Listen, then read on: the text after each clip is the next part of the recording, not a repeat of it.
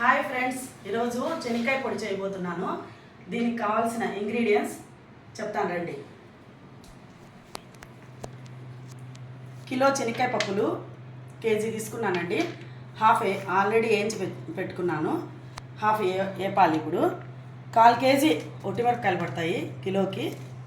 3-4 తెల్లగడ్డలు ఒలిచి పెట్టుకున్నాను. కావాల్సినంత ఉప్పు వేసుకుందాం.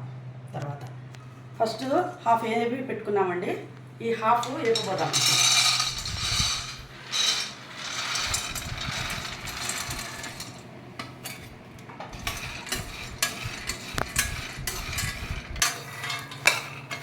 వేగిపోయాయండి, తీసేసుకుందాం.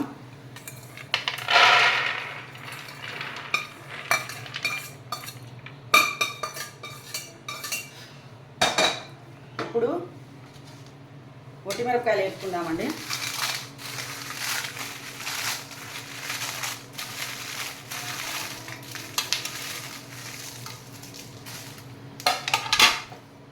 ఆయిల్ వేసుకున్నాము.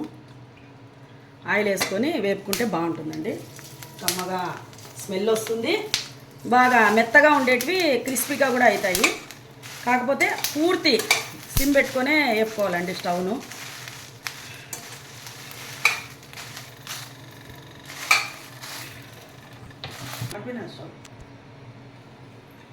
వేగిపోయాయండి, తీసేసుకుందాం. స్టవ్ ఆఫ్ చేసుకొని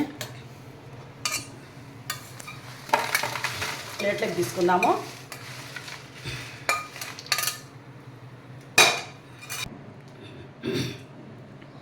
ఒట్టిమిరపకాయలు కూడా వేగిపోయినాయండి, ప్లేట్లో తీసేసుకున్నాము.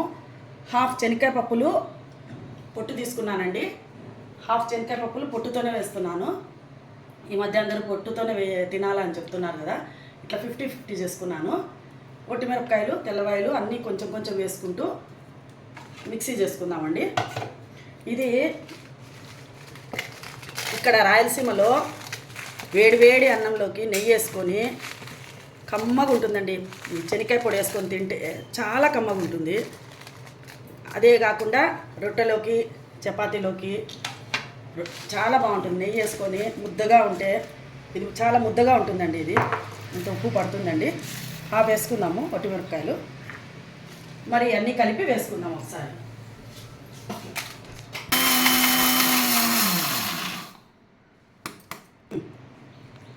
చాలా ఘాటు ఉంటుంది కదా అది. ఇది ఘాటే, మిరపకాయ కాబట్టి చాలా ఘాటు ఉంటుంది. రాయలసీమ ఘాట్ అంటే అదేనేమో. మనము తిరుపతికి కూడా పూరీలకు రెసిపీ తీసుకెళ్లే వాళ్ళం కదా.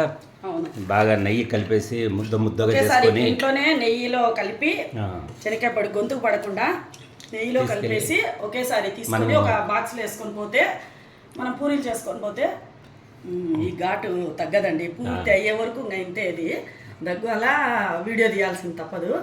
అలాగే తిరుపతికి తీసుకెళ్ళి బాగా పూరీలో 2 పూటల వరకు నైట్ తినచ్చు, పొద్దున్న తినచ్చు. ఇది 1 మంత్ వరకు, 1.5 మంత్ వరకు శనక్కాయ పొడి ఏం కాదు కాబట్టి మనం స్టోరేజ్ చేసుకోవచ్చు. ఒకసారి చేసి పెట్టుకుంటే సరిపోతుంది. మిక్స్ చేసుకుందాం అన్నీ కలిపి. ఒట్టిమిరపకాయలు, శనక్కాయ పప్పులు, తెల్లగడ్డ కలిపి మిక్స్ చేసుకుందాం. ఇది ఇప్పుడు అంతా ఇట్లా ఒకసారి కలపాలండి. 2 టైమ్స్ వేసుకున్నాను మిక్సీ. 1/2 కిలో వరకు ఇప్పుడు చేసుకుంటున్నాను. కొద్దిసేపు అయిన తర్వాత, వీడియో అయిపోయిన తర్వాత పూర్తి చేసేస్తానండి. ఇప్పుడు 2 టైమ్స్ వేసుకున్న దాన్ని మళ్ళీ అంతా కలిపి ఇంకొకసారి వేసుకుంటే ముద్దగా అవుతుందండి. తెల్లవాయలు ఎక్కువ వేస్తున్నాం కాబట్టి ముద్దగా అవుతుంది. అయిందండి. సెకండ్ వాయి కూడా వేసేసుకున్నాను. తీసుకొని ఇంకా డిష్ అవుట్ చేసుకోవడమే. మా 2 అబ్బాయిలు చాలా ఇష్టం అండి శనక్కాయ పొడి. ఉప్మా లేకి, వాళ్ళు చపాతీ లేకి, పెరుగన్నం లేకి ఇష్టంగా తింటారు. బాగా ఎక్కువనే తింటారండి. బాగా వాళ్ళ కోసమే ఇప్పుడు ఎక్కువ క్వాంటిటీతో 1 కేజీ చేయబోతున్నాను. చిన్న అబ్బాయి, చిన్న కోడలు వస్తున్నారు. దానికి వాళ్ళకు పంపించడానికి చేస్తున్నాను ఈరోజు ఇంత క్వాంటిటీలో. మాకైతే కొద్దిగా చేసుకుంటామండి, మేము ఇద్దరమే కదా ఉండేది. రెడీ అయిందండి.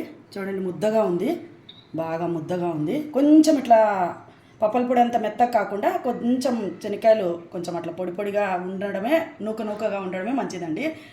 పాతకాలం రెసిపీ అండి ఇది. రాయలసీమలో పూర్వకాలం నుంచి వస్తూ ఉంది. అన్నిట్లోకి తింటారు, బాగా ఇష్టంగా తింటారు. సైడ్ పప్పులోకి సైడ్ డిష్గా కూడా సాంబార్లోకి కూడా సైడ్గా నంచుకొని కూడా తింటారు తాలింపులు లేనప్పుడు. అలాంటప్పుడు ఇది మామూలుగా అయితే పాతకాలంలో మన అమ్మమ్మ కాలంలో అమ్మల కాలంలో రోట్లో వేసి దంచితే ఆయిల్ బయటకు వస్తుందండి చెనిక్కాయల వల్ల. అంత బాగా దంచుతున్నారు. తెల్లవాయలు వేస్తాము, ఆయిల్ ఒట్టిమిరపకాయలు నూనెలో వేపింటాం కాబట్టి ఖచ్చితంగా ఆయిల్ బయటకు వచ్చి మనకు ముద్ద ఇంకా ముద్దగా అవుతుందండి. ఇప్పుడే ముద్దగా అయింది చూడండి ఎంత బాగా అయిందో, చాలా ముద్దగా అయింది. ఇంకా ఈ ముద్ద ఇట్లా ఉండే కాకుండా ఇంకా ముద్దగా అవుతుంది. ఆ విధంగా చేసుకుంటా ఉన్నారు. అప్పుడు బాగా దంచుకోవడం వల్ల ఆయిల్ బయటకు వచ్చి నిజంగా బాగుంటుంది. కాకపోతే ఇప్పుడు రోళ్ళు లేవు, ఉన్నా కూడా దంచే శక్తి ఓపికలు లేవు. ఇప్పుడు ఫాస్ట్ ప్రపంచం అయిపోయింది. సెల్లులకు ఎక్కువ అలవాటు పడినామండి. సెల్లును చూసేకి టైం ఫాస్ట్గా వండజేసి సెల్లు చూడాలనే ఆలోచనలతో ఉన్నాం మనం ఇప్పుడు ఈ జనరేషన్లో. కాబట్టి ఇప్పుడు ఇలాగే చేసుకుంటాము. నేను కూడా ఈ మధ్యలో ఇదే చేస్తున్నాను. మా అత్తమ్మ కాలంలో అమ్మమ్మ కాలంలో మాత్రం ఖచ్చితంగా దంచే చేసుకుంటున్నారండి. ఈ రెసిపీ నేను చేసిన ఈ చెనిక్కాయ పొడి రెసిపీ మీకు నచ్చినట్లయితే ట్రై చేయండి. ఒకసారి ఇదే విధంగా ట్రై చేసి చూడండి. ఈ రెసిపీ నచ్చినట్లయితే లైక్ చేయండి, షేర్ చేయండి, సబ్స్క్రైబ్ చేసుకోండి ప్లీజ్. Thank you.